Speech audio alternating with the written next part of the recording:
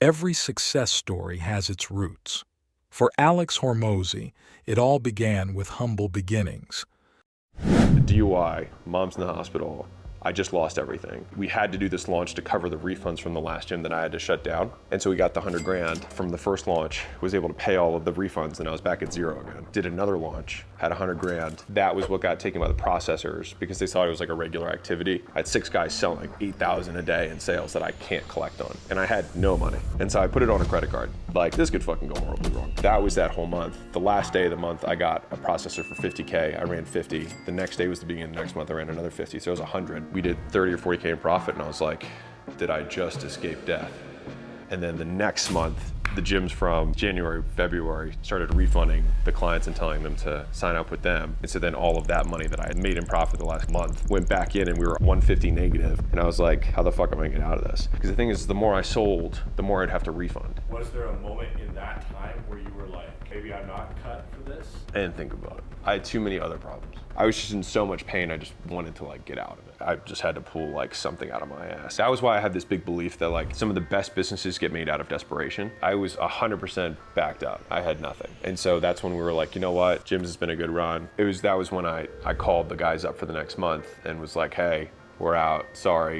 And they were like, can you show us how? I remember saying this to the first guy. I was like, call it my getting out of the gym business sale. Selling my secrets. That's what I said. I was like, I'm selling my secrets of everything I've learned from all my gyms and all my locations and filling up 30 plus gyms and doing turnarounds. I'll give it to you. He was like, how much? And I said, 6 grand. I'm still a salesman. I mean, I can recognize when something goes easy. And I was like, fuck, 6K?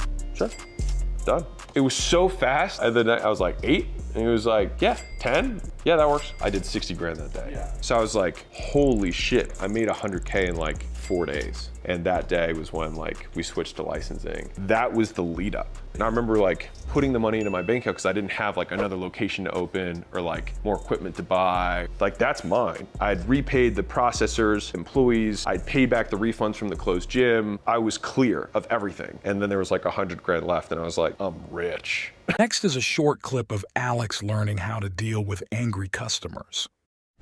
Where's Johnny?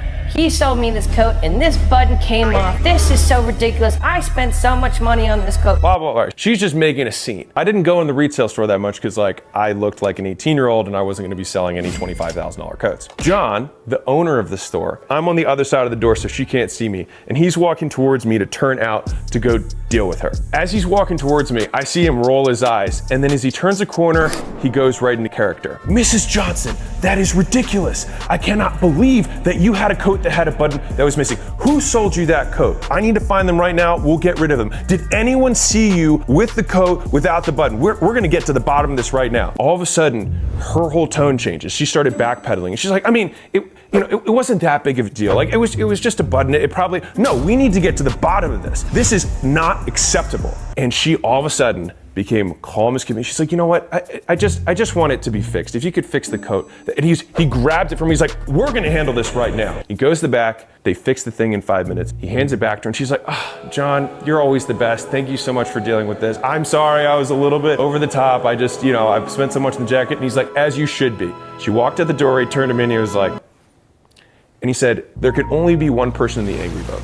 So whenever someone comes in the angry boat, what most people try and do is they try and downplay them.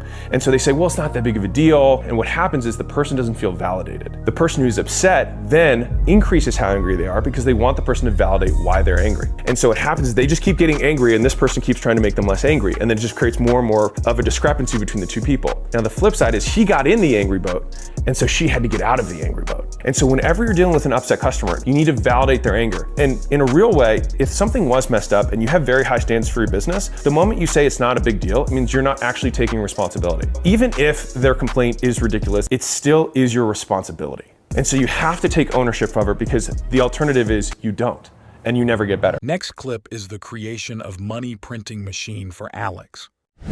Why and how did Gym Launch go from, $200,000 a month in its first month to 1.5 million within 7 months per month, right? And then 2.2 million 4 months after that, literally just straight through. Yeah. So the simple answer is there isn't one thing, right? It was a confluence of variables. If you look at like Warren Buffett and Charlie Munger, they call it the Lollapalooza effect, but it's basically when you have multiple kind of flywheels or virtuous cycles that stack on top of each other. And then the sum is much greater than the parts, right?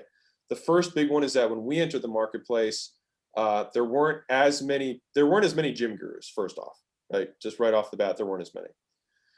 Number two, there weren't nearly as many marketing on Facebook. Like we were the first one, like one among the first ones to kind of come in. I think there were two guys I can think of who were marketing before me. So like timing right off the bat, there was like the biggest thing. Timing was one of them, right? The other piece, and timing had multiple components. One is the competition, right? The other piece of it was Facebook itself, right? When we started, dude, the average gym that worked with us made $28,000 in their first 30 days. That was the average. Not like half of them did more than that. Right. That's absurd. That's absurd. Right. And so as far as their experience was concerned, they pay $1,000 to start. They get a 14-day, like we give them 14 days free because they'd have to make the money to make the next purchase, right? And then it was $1,000 a week after that for 16 weeks. So by the time they'd made their third $1,000 payment, they'd already made $28,000 and paid $3,000. Holy. And in ad spend, they'd only spent $1,000. So we had created a money printing machine. Next clip is an advice from Alex about his words of education. The thing that you wanted people to walk away from kind of everything you're doing on the education piece, the knowledge sharing, the books, what would that be? Give more. And I'll pause for a second and explain that. So I think that the one thing that I think Gary Vee says this well, he says, listen to what I'm saying, but watch what I'm doing. Right. And I think that most people could learn more by watching the entrepreneurs, what moves they're making rather than necessarily even what they're saying. And part of that's because I think, you're not always consciously aware of the moves you're making. Right. You only remember to say X, Y, and Z, but there's more nuance to it. And so the thing is I think that goodwill compounds faster than revenue does. And so I believe that if you truly give tremendous value, and tremendous being the operative word here, I think most people are like, dude, my content's so good. It's like, yeah, but no one watches it. And if it were so good, you would have more people watching it, right? If you give a tremendous amount of value, better than what everyone else's paid stuff is. And that has to be real though, right? Like that has to be real. People say that, but it's not true. And that's the hard part, is that the self-awareness piece of like, my stuff's so good, but it probably isn't, which is why you're not making the money you want, because you're not as good as you think you are. But if you actually can deliver truly more than anyone else can, and you can price it at zero, the amount of goodwill that you get becomes viral. And then at that point, you will have more demand than you know what to do with. And then at that point, you'll have this desire to liquidate the demand, the goodwill, and monetize it. But that's what you should resist doing. And instead, double down on giving more and only skimming off a handful that you can service at a high level. And by doing that, you never have to keep generating demand. You will always have more demand than you want, and that demand will continue to multiply. And I talk about this in the book, In the Delicate Dance of Desire, right? Which is like, if we can just service the absolute best customers, the best avatars who perfectly fit the problems that we know how to solve better than anyone else, everyone else gets value from you in the marketplace. And the people that you specifically select to be your customers will get outsized returns. They'll rave about you. More people will demand what you want. And again, you sell less than your ability to sell.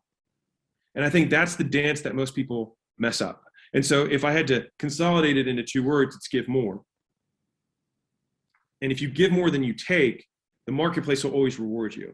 But most people, their messaging is just, give, take, give, take, give, take. Whereas rather than like the true, like give, and my opinion is give, keep going. And eventually you just start getting. You don't even have to ask. You just start getting. That's just something that I have lived through. And I think that if that became real for more people would become zillionaires. But it requires the big P word, which is patience, and most people don't have it. So. Next clip talks about Alex's sight to $1 billion. When you think about the goal of $1 billion, like, is there a date you've got in mind that you're like, this is when it's happening? And do you feel like you're on track to that? I do think we're on track to that, which is cool. There's definitely like room for luck, which is cool. And we've definitely had a few, I'll call them lucky breaks.